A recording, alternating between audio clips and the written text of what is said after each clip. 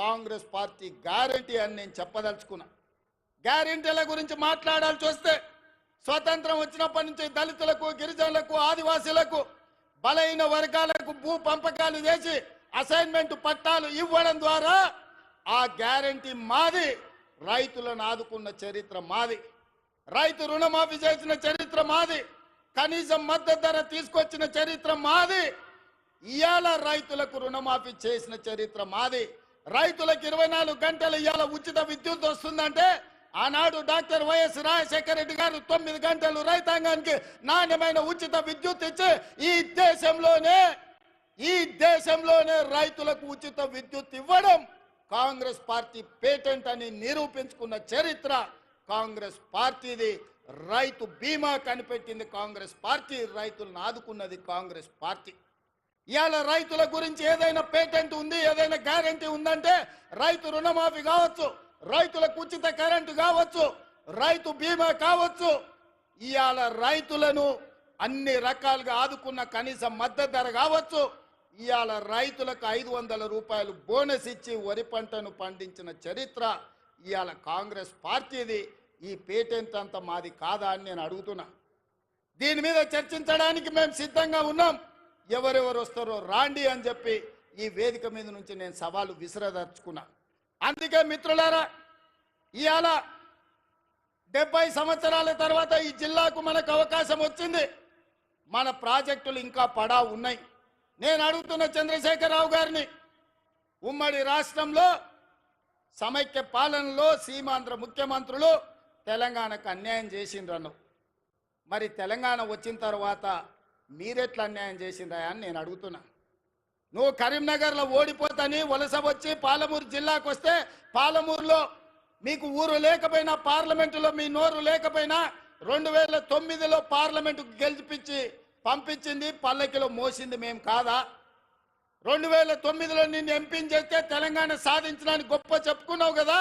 వచ్చిన తెలంగాణలో మమ్మల్ని ఆదుకొని మా ప్రాజెక్టులను పూర్తి చేయాల్సిన బాధ్యత చంద్రశేఖరరావు గారు మీకు, మీ ప్రభుత్వానికి లేకపోయినా ఆనాడు జిల్లా మొత్తం నీకు అండగా నిలబడి ఎమ్మెల్యేలు, ఎంపీలను గెలిపించి ఈ జిల్లా మొత్తం నీ పార్టీకి అండగా నిలబడితే మా గుండెల మీద తన్ని మమ్మల్ని మోసం చేసి మా పసిడి పంటలు పండాల్సిన పాలమూరు జిల్లాను ఎడారిగా మార్చి వలసలు శాశ్వతంగా ఉండేటట్టుగా మా కుటుంబాలు, మా సోదరులు కన్న పిల్లలను వదులుకొని బొంబాయో, దుబాయో, బొగ్గుబాయిల చుట్టూతా తట్ట పని, పార పనికి, మట్టి పనికి వలసలు పంపించింది నువ్వు కాదా చంద్రశేఖరరావు అని నేను అడుగుతున్నా.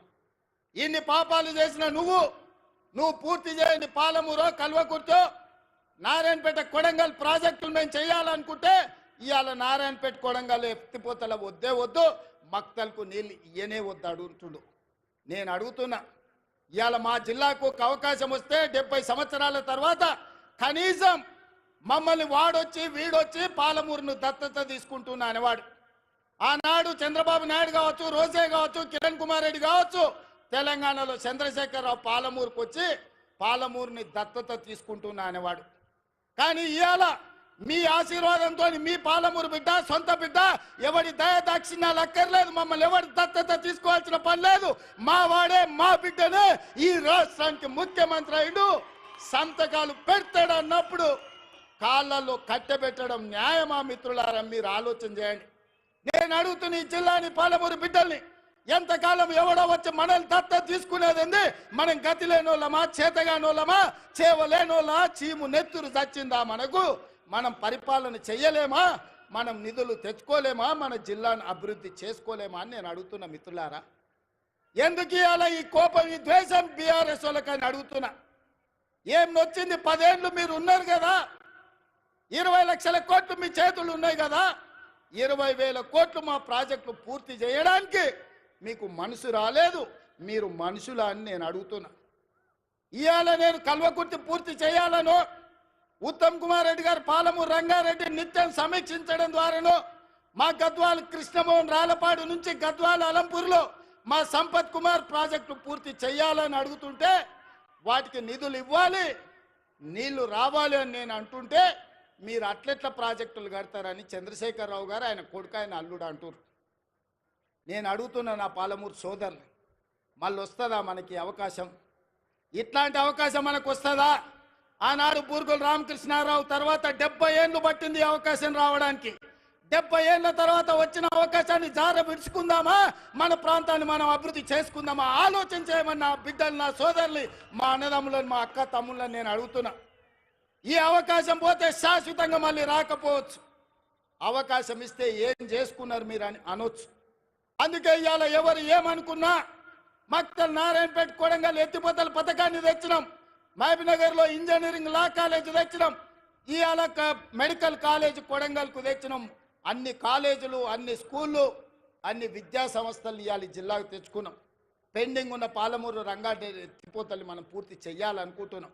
ఇవాళ ఇంతకుముందు మా మధు, లేకపోతే మా ఎన్ఎం శ్రీనివాసరెడ్డి, మా అనిరుద్ధు చిట్టీలు ఇచ్చిండ్రు, అన్న ఇవన్నీ ప్రకటించని. అవన్నీ కాదు, ఈ జిల్లాకు ఏం అవసరమైన ఒక్కొక్కటి కాదు, అన్ని మూకుమ్మడిగా ఒకే సంతకంతో ఈ జిల్లాలో ఉండే అవసరాలకు